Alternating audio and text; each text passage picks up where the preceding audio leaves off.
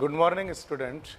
In this video lecture, we are studying the long distance transport in the plant. First of all, we must have to know that in a tall plant or larger organism, means higher plant such as sequoia and different heighted plant, how water, minerals and food are conducted. You very well know that in the plant, vascular tissues or vascular bundles are responsible to conduct water, mineral and food material. More specifically, xylem is responsible to conduct the water on the upper part of the plant. However, phloem is responsible to conduct the food in downward direction and all over the direction. Let us consider a simple experiment. You have a small twig of the plant. Twig का मतलब होता है बच्चों branch, जिसके पास में leaf भी present हो और फ्लावर भी प्रेजेंट हो. So this is suppose flower, this is leaf and this is branch. It is called as twig which is cut by a sharp blade और sharp knife. This white flower containing twig is allowed to immerse in a colorful water. इस beaker में आपके पास में water था, फिर आपने इस बीकर में कोई एक कलर एजेंट ऐड कर दिया. मान लीजिए सेफ्रेनिन आपने ऐड कर दिए. ये सेफ्रेनिन रेड कलर का एजेंट होता है. तो आपका जो वाटर है बीकर में, इसका कलर कंप्लीटली रेड हो गया. फ्लावर ट्रांसपेरेंट है या फिर मान लीजिए व्हाइट कलर का है. कुछ देर के बाद में क्या होगा बच्चों कि फ्लावर का कलर चेंज हो जाएगा एंड जो कलर सॉल्यूशन का है वही कलर फ्लावर का हो जाएगा. क्योंकि सॉल्यूशन रेड कलर का हो गया है तो फ्लावर का कलर भी क्या हो जाएगा, रेड. इसका मतलब ये हुआ कि बीकर में जो सॉल्यूशन है वो फ्लावर तक का पहुंचा, इसीलिए ने फ्लावर ने अपने कलर को चेंज कर दिया. अब आपको ये जानना अगर है कि भाई कौन से टिश्यू से या कौन सी ट्यूब से सॉल्यूशन फ्लावर तक पहुंचा, तो आपको ये ट्विग निकालनी पड़ेगी और इस ट्विग का जो कट पोर्शन है इसको ऑब्जर्व करना पड़ेगा. तो आप जब बॉटम से इस कट पीस को देखेंगे तो आपको सेंटर में रेड कलर का मार्किंग दिखेगी. सेंटर में हमेशा वस्कुलर बंडल्स होते हैं. Vascular bundle means xylem and phloem. अगर आप माइक्रोस्कोपिक स्टडी करते हैं तब आपको पता चलेगा कि स्पेसिफिकली जाइलम का कलर रेड हो गया. It means that xylem is responsible to conduct the red solution up to the flower. Means xylem is responsible to conduct water from bottom to the top position of the plant. This is one of the very simple experiment. Now for transportation there are various type of processes. मैं यहाँ पर explain कर देता हूँ. हमने study किया था active transport and passive transport. Passive transport की एक टाइप होती है डिफ्यूजन. फिर डिफ्यूजन में दो टाइप्स हैं, simple diffusion and facilitated diffusion. And second type of transport is active transport. This diffusion, जब हमने डिफ्यूजन स्टडी किया था उस समय में भी आपको डिटेल में एक्सप्लेन किया हूं. अभी और हम एक मर्तबा देख लेते हैं कि diffusion is one of the slow process and along with slow it transport a very short distance in the plant. Short distance यानी डिफ्यूजन बहुत छोटे से डिस्टेंस ट्रांसपोर्ट करने के काम में आता है, लॉन्ग डिस्टेंस ट्रांसपोर्टेशन के लिए नहीं. और यहाँ पे आपको क्या करना है इस स्टडी में कि आपके पास ट्री बहुत लॉन्ग है, उसका रूट और लीफ बहुत डिस्टेंस पर है, मतलब दूरी दूरी पर है. तो इतना लंबा डिस्टेंस ट्रेवल करने के लिए डिफ्यूजन अकेला काफी नहीं होता है. Diffusion is not sufficient. Second type is active transport.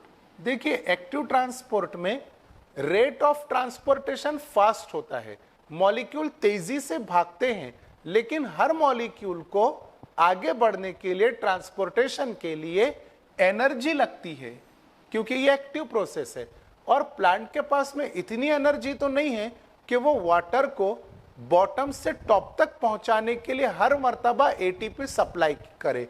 इसीलिए active and diffusion both type of transportation are not sufficient, they are not sufficient to transport the long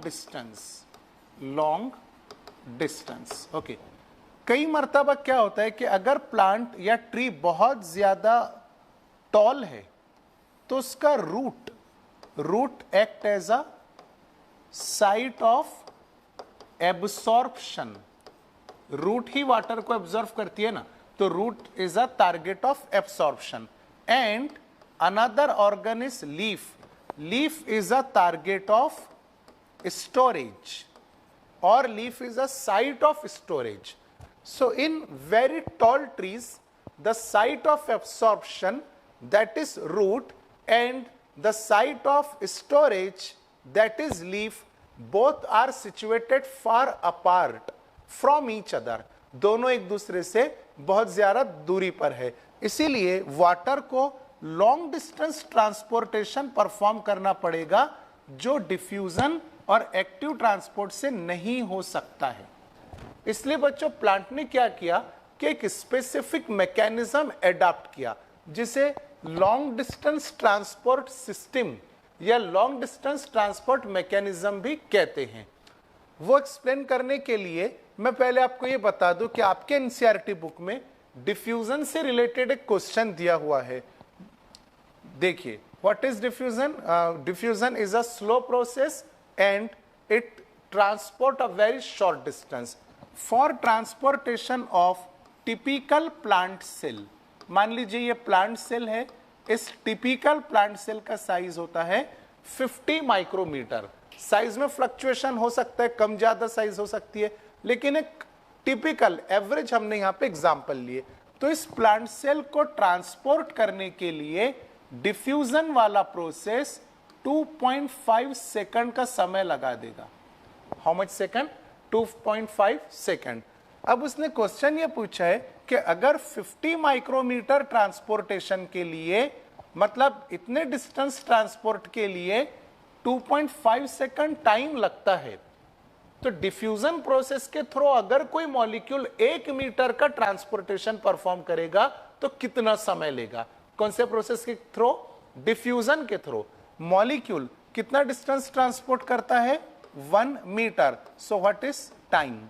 means आपको उसने डिस्टेंस दिया है कि भाई डिस्टेंस 1 मीटर है, तो इस डिस्टेंस को ट्रैवल करने के लिए कितना टाइम लगेगा। तो आप इसको किस तरह से सॉल्व करेंगे? देखिए एकदम सिंपल है।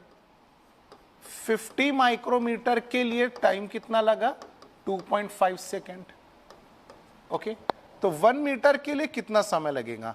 आप इसको यहां पे 1 मीटर बना दीजिए। कैसे 1 मीटर बनाएंगे? तो सबसे पहले माइक्रोमीटर को कन्वर्ट करना पड़ेगा। 15 × 10⁻⁻6 metre is equal to 2.5 second. ठीक है, 10⁻⁻6 उधर लेकर जाएंगे हम, तो 50 इज इक्वल टू 2.5 × 10⁻⁻, क्या हो जाएगा? 6 सेकेंड। ओके, नेक्स्ट, अब 1 मीटर चाहिए हमको। ठीक है, तो आपको दोनों साइड 50 से डिवाइड कर देना पड़ेगा। अगर इस साइड को 50 से डिवाइड किए तो यहां भी 50 से डिवाइड करना पड़ेगा। 50-50 गेट कैंसल, यहां पे कितना बच गया? 1। तो 1 मीटर ये हमारा टारगेटेड क्वेश्चन था for 1 metre. 1 metre equals to, अब यहां पे कितना बच गया? तो एक डेसिमल उधर शिफ्ट कीजिए, एक डेसिमल इधर, ये हो जाएगा 25/500। 25/500 means 1/10 into 10⁻⁶ means it is equal to what? 0.1 into 10⁻⁶। Okay, तो इसको आप कैलकुलेट करके ये सेकंड में आपका आंसर आ गया। ओके, अगर आप एक डेसिमल और इधर शिफ्ट करते हैं तो ये हो जाएगा 1 into 10⁻⁷। तो this much seconds are require to transfer 1 metre distance by the molecule through which process, through the diffusion process. अब आप इसको मिनट्स में कन्वर्ट कर सकते हैं, फिर मिनट्स को हावर में कन्वर्ट कर सकते हैं, फिर हॉर्स को मंथ में, ईयर्स में भी कन्वर्ट कर सकते हैं। तो उसने क्वेश्चन में अगर आपको नंबर ऑफ हावर्स में पूछा होगा तो आप इसको हावर में कन्वर्ट कर दीजिए, ईयर्स में पूछा होगा तो आप इसको ईयर में भी कन्वर्ट कर सकते हैं। ठीक है, तो ये डिफ्यूजन का वो एक टिपिकल केस स्टडी था जो मैं एक्सप्लेन कर दिया हूं। अब वापस आते हैं बच्चों लॉन्ग डिस्टेंस ट्रांसपोर्टेशन की तरफ। तो हमने देखा कि डिफ्यूजन और एक्टिव ट्रांसपोर्ट ये दोनों भी क्यों काफी नहीं है वाटर को रूट से लीफ तक पहुंचाने के लिए, क्योंकि डिफ्यूजन शॉर्ट डिस्टेंस प्रोसेस है, स्लो प्रोसेस है, और एक्टिव ट्रांसपोर्ट को एटीपी लगता है, तो इतने ज्यादा एटीपी नहीं होते कि वाटर ऊपर तक पहुंचे। तो प्लांट ने अपने खुद के अंदर एक पर्टिकुलर सिस्टम जनरेट किया जिसे लॉन्ग डिस्टेंस ट्रांसपोर्ट सिस्टम कहते हैं। This long distance transport system is also called as mass flow, और it is also called as bulk flow. Mass का मतलब होता है ज्यादा क्वांटिटी में, बल्क का मतलब भी होता है ज्यादा क्वांटिटी में। अब देखिए मैं एक बहुत अच्छा पॉइंट आपको एक्सप्लेन करने जा रहा हूं यहां पे, difference between mass flow and diffusion. ये एक बहुत काम का पॉइंट है, मुझे ऐसा लगता है कि इसके ऊपर क्वेश्चन बनने के चांसेस हैं। देखिए सबसे पहले आपके पास में प्रोसेस है, मान लीजिए diffusion. So what is the characteristics of diffusion? If you have mixture of molecule in a container, आपके पास में अगर कंटेनर है उसमें मिक्सचर ऑफ मॉलिक्यूल्स हैं, दूसरा कंटेनर है उसमें भी सेम मिक्सचर है, क्वांटिटी डिफरेंट है, दोनों कंटेनर को आपने एक दूसरे से कनेक्ट कर दिया, तो रेट ऑफ डिफ्यूजन किस तरह से होगा पहले वो समझने की कोशिश करेंगे। Let us consider these are the two container A and container B। जरा ध्यान से देखिए, in container A carbon dioxide gas is present. Just a second, I am drawing some pretty much larger container so that we can learn about the concentration of each and every molecules। हाँ, तो पहला जो container है बच्चों, container number A, इसमें carbon dioxide का concentration है मान लो 50, ऑक्सीजन का कॉन्सेंट्रेशन है 20, ओके, और नाइट्रोजन गैस का कॉन्सेंट्रेशन है 10। Container A having how many type of gases? 3 type of gases, carbon dioxide, oxygen and nitrogen। Carbon dioxide का कॉन्सेंट्रेशन है 50, ऑक्सीजन का कॉन्सेंट्रेशन है 20, नाइट्रोजन का कॉन्सेंट्रेशन है 10। ओके, ध्यान में रखिए। Container B also having the same type of gases, carbon dioxide with concentration 30, oxygen with concentration 40 and nitrogen with concentration 5। ये वैल्यूज में अंदाज से लिया, आप इसको वैल्यूज को चेंज कर सकते हैं, इवन टाइप ऑफ गैसेस को भी या टाइप ऑफ सब्सटेंसेस को भी चेंज कर सकते हैं। तो आपको याद ये रखना है, मैं आपको बताने चाह रहा हूं कि कंटेनर में सिंगल टाइप ऑफ मॉलिक्यूल्स नहीं है, number of type of molecules हैं। Container A having 3 type of gases, container B also having 3 type of gases। Now I am going to connect these two container with a common pipeline।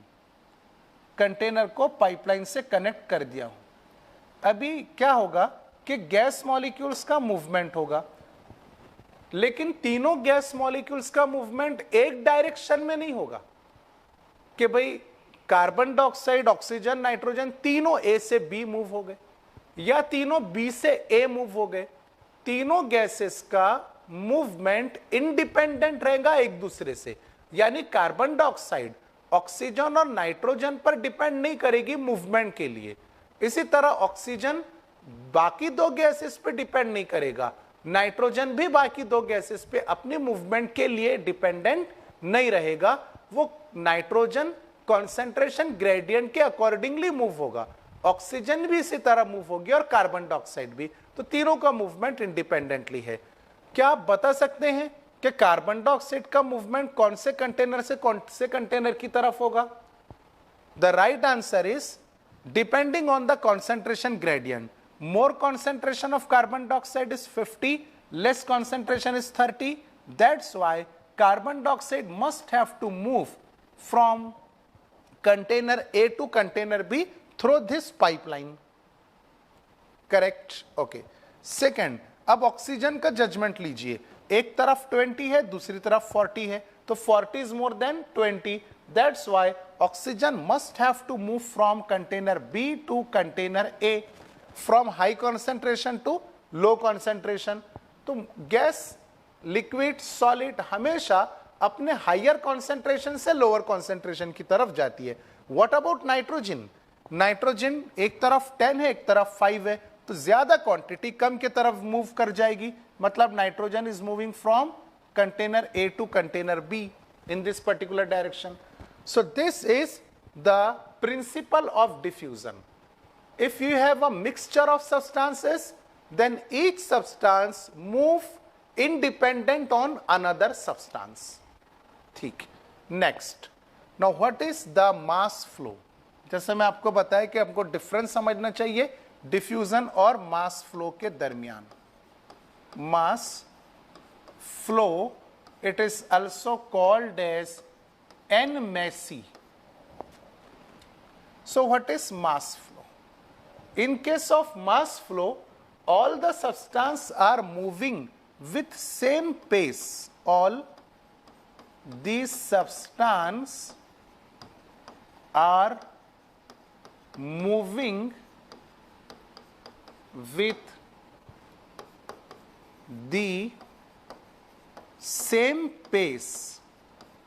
For example, substances are flowing inside the river. एक नदी बह रही है, मान लीजिए आपने उसमें polythene डाल दिया, पेपर डाल दिया, उसमें वुड का एक पीस डाल दिया, तो जितनी रफ्तार वाटर की रहेगी उसी रफ्तार से ये तीन अलग अलग सब्सटेंस भी मूव कर जाएंगे। ऐसा नहीं कि लकड़ी फास्ट दौड़ेगी, कागज स्लो जाएगा और जो पॉलीथीन है वो इंटरमीडिएट स्पीड से जाएगी। तीनों भी सब्सटेंस वाटर के ऊपर रखे गए हैं, तो जितना स्पीड वाटर फ्लो का रहेगा उतना ही स्पीड तीनों सब्सटेंस का रहेगा। Means this three substance are depend on water and this three substance are moving with the same pace. Pace का मतलब होता है स्पीड, तेजी से, सेम स्पीड से सभी सब्सटेंस मूव कर जाएंगे। मींस अगर यही एग्जांपल मैं मास फ्लो पर अप्लाई करूं तो मास फ्लो के लिए क्या होगा कि कार्बन डाइऑक्साइड, ऑक्सीजन, नाइट्रोजन एक ही डायरेक्शन में जाएंगे, सेम स्पीड से जाएंगे, ए टू बी या फिर बी टू ए आएंगे, तीनों सब्सटेंस सेम स्पीड से आएंगे। तो this is the major difference between diffusion and mass flow. I am revising once again. In case of diffusion, molecules are moving independent on each other, but in case of mass flow, all the molecules are moving with the same pace, depend on the speed of water. तो अभी plant body आपके पास में है, ये आपके पास में आप नोट कर सकते हैं, नोट करके रख लीजिए।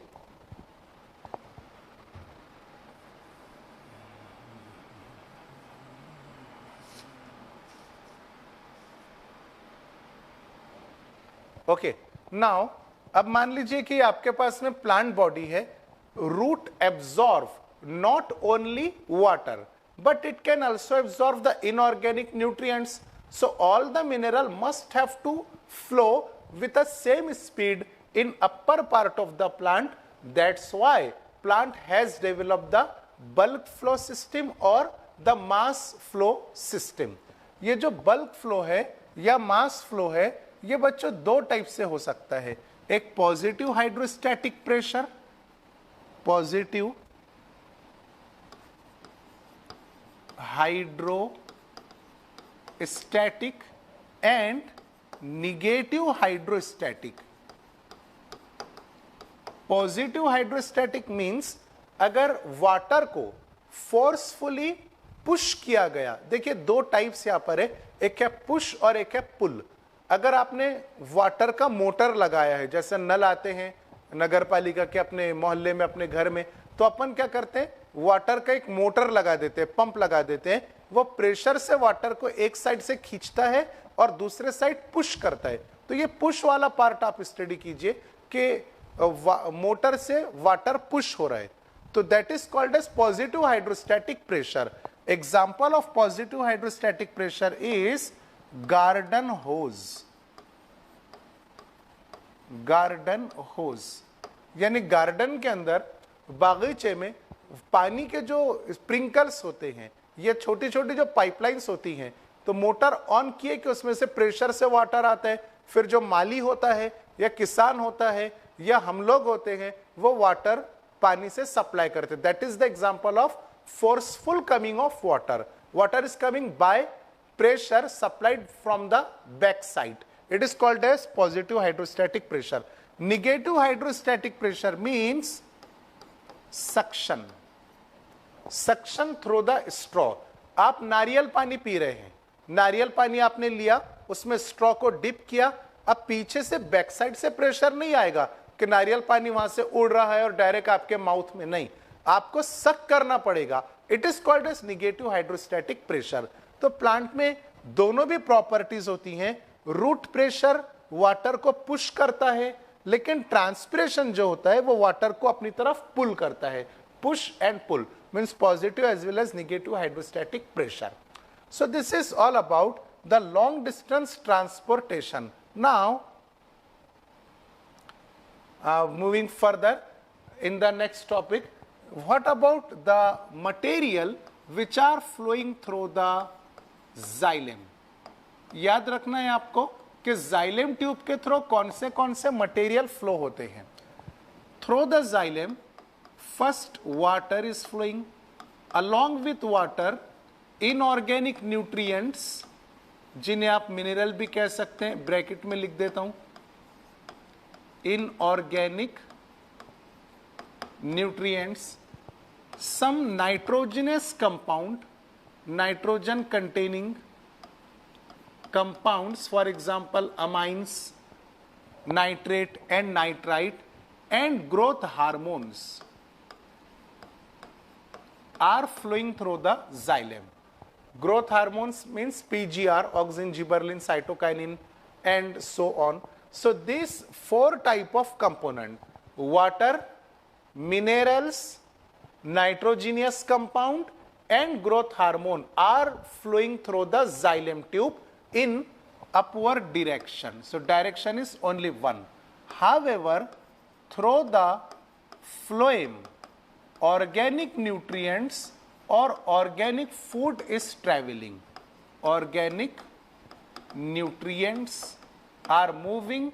Some small amount of water and small amount of hormones are also traveling through the phloem in multi-direction. Multi-direction means all possible direction. In the branches, in the top part, in the bottom part, storage part, and so on. So these are the direction of movement of material through the xylem and phloem. Now we are going to discuss about the mechanism of absorption of the water. Okay, आप ये देख लीजिए एक मर्तबा, time कितना हो रहा है अभी?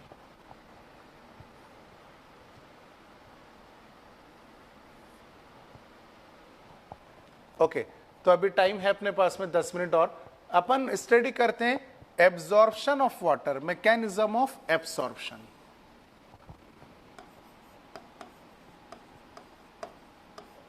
Absorption of water.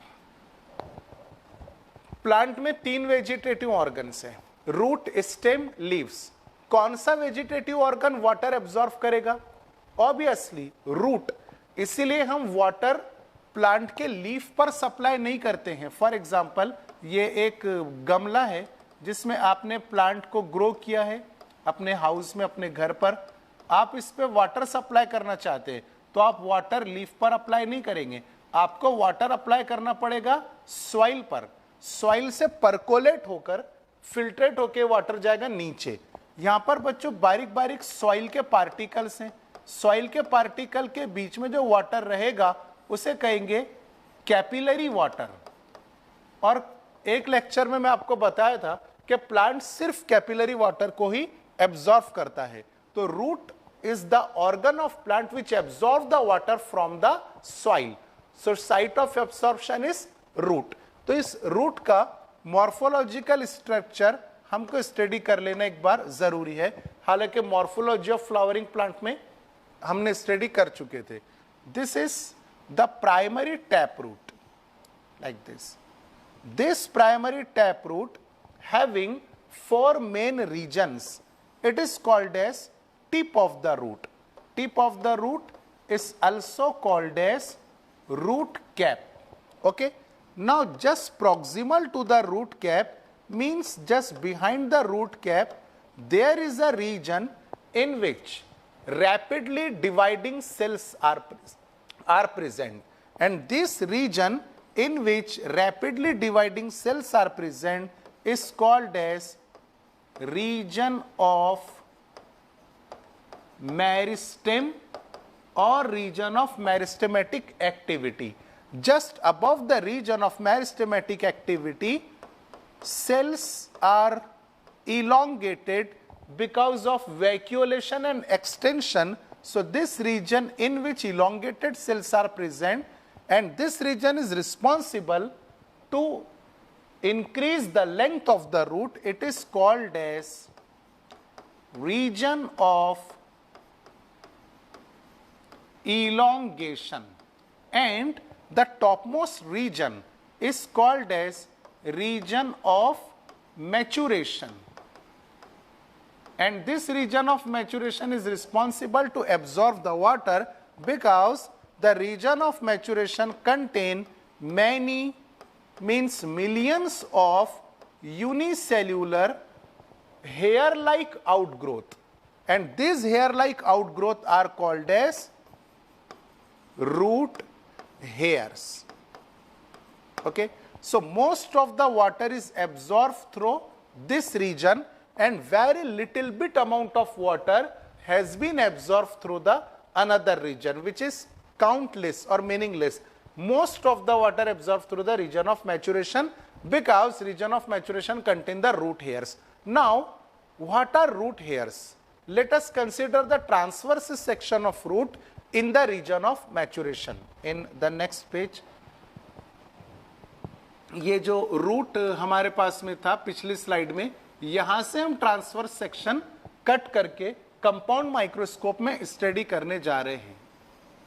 Suppose this is outermost layer of compactly arranged parenchymatous cell, and this outermost layer is called as what? Epidermis.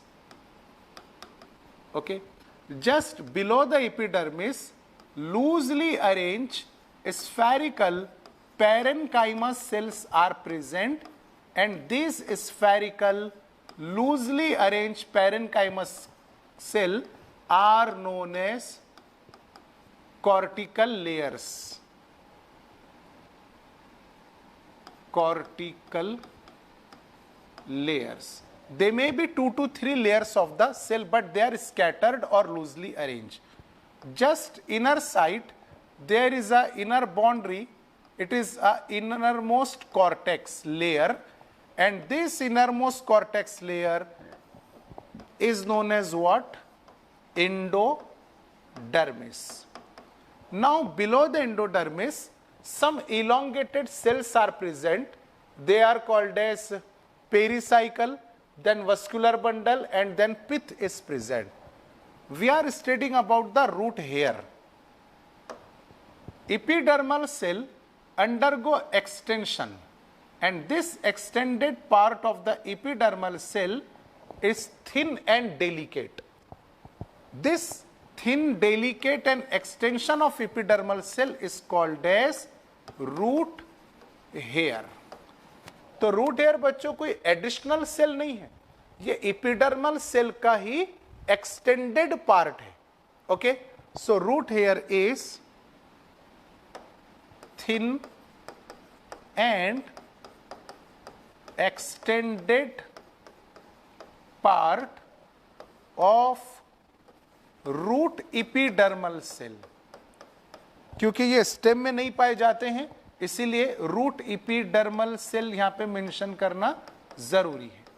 तो रूट के एपिडर्मल सेल का एक्सटेंशन होता है and that extended part is called as root hair. Root hair have ability to absorb the water along with dissolved inorganic element that are the minerals। ठीक है, तो millions of root hairs are present in the region of maturation and these root hairs are temporary, they are replaceable। root hair ने एक मर्तबा water mineral absorb कर लिया तो उसका काम खत्म हो जाता है, वो रूट हेयर यहां से कैंसल हो जाएगा, फिर दूसरा एपिडर्मल सेल अपना रूट हेयर खुद तैयार करेगा।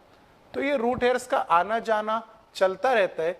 Eight a time millions of root hairs होते हैं जो वाटर और मिनरल्स को अपने अंदर एब्जॉर्ब करते हैं।